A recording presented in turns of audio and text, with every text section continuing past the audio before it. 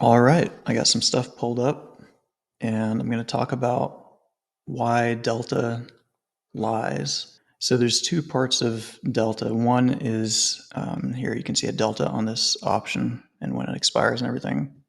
So the first part of delta that most people know is if the stock moves up or down by $1, the option value will change by, like here, 27 cents. That changes all the time for various reasons, but it's much lower typically if it's out of the money and if it's further to expiration. That's the basics. So that's the easy part. The second part of delta, and that's objective. That's, that is the amount based on all the other numbers working together. That's the amount that delta will, or that your option will change.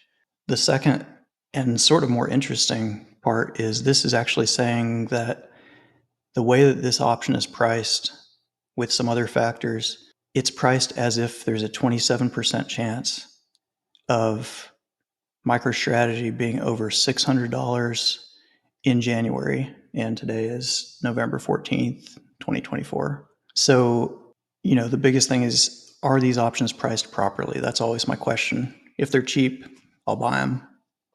If I have an edge, then I should buy that option. If it's priced too heavily, it doesn't matter. I'll lose in the long run. It's just like being at a blackjack table where you have worse odds. The super interesting thing, I'll get to the point here. So I've pulled up sort of like a spread.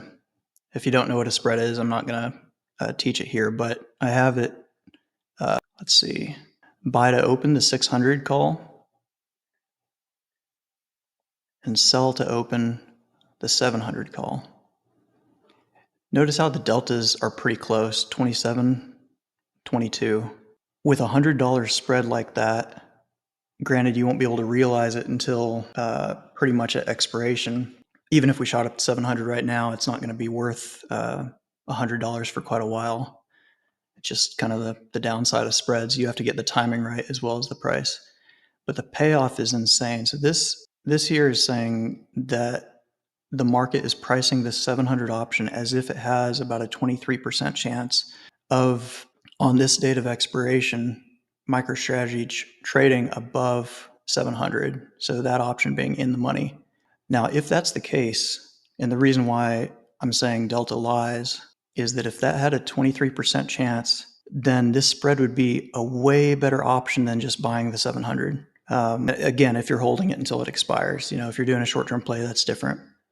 But if you're betting on it going a little above 700, even to, let's say, 1,000 or something, even if it went to 1,000, this option costs 20 and it would be worth 300. So it would 15x if you bought the 700 and if we ended up 1,000 at the day of expiration. If you buy this spread, it only costs around $5 right now. Here's the midpoint bid and ask. There's quite a bit of a gap there, but it's so cheap it kind of doesn't matter. So let's just call it $5. So you spend $5 on the spread, max profit is $100. So you get a 20x. Something in the market that gives you a 20x should only have a 5% chance of paying that 20x out. If something pays out 2x, it should only have a 50% chance. So this spread, if we ended up above 700 right now, pays off 20x, maybe even better. Should have a delta essentially. If the delta agreed with that math, then the delta would be a 0.05, but it's not. So either this is correct, and this is the subjective part of delta. This is just how the options are priced. It doesn't mean there's actually that percentage chance of it ending in the money. That's not it at all, because how would we know, right?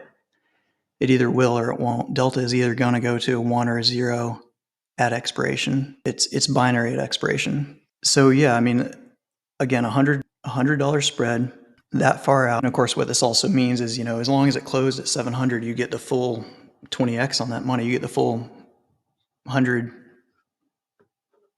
spread, right? You get to realize the full gain. The break even on this trade, and that's going off the higher price, but the break even is just a little over 600. If you pay $5 for it and it goes to 610, you doubled your money. If it goes to 620, you quadrupled your money. And again, that's, at the date of expiration. You might be able to sell it before, but until it gets pretty close, it's not going to realize its full intrinsic value. So So if I thought it was going to 1,000 right now in 2 months, which is a triple in 2 months, not saying it can't happen, I would love for it to, but this option would go from being worth 20 bucks to 300, so it would 15x.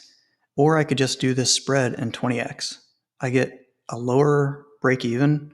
Again, the downside is if it explodes way before that, I can't really realize it very well until it gets really close to expiration.